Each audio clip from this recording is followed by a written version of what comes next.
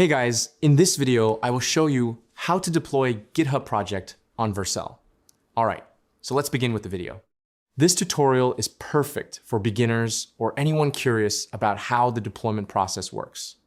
The first thing you need to do is go to GitHub and create your project repository. For example, you can create a simple project like a to-do list, give it a name, and then just leave everything as it and click on Create Repository.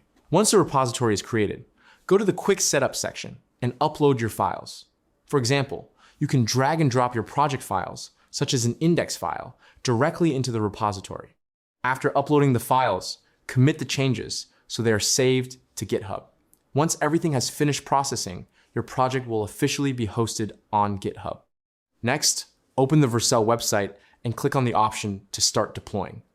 You'll then be asked to continue with GitHub. Select GitHub and authenticate your account.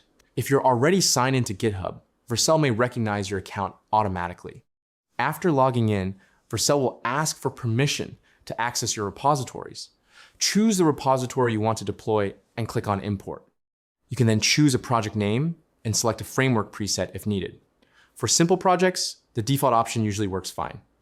After that, click Deploy. Vercel will begin building and deploying your project automatically.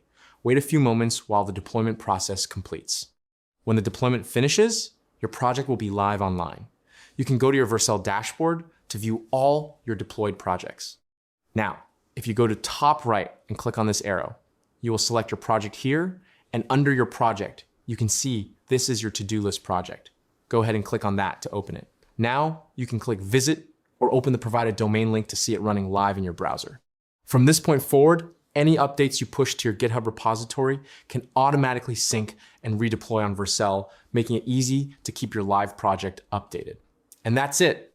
So that's basically how you can deploy GitHub project on Vercel. So that's all for this video. See you in the next one. Thanks.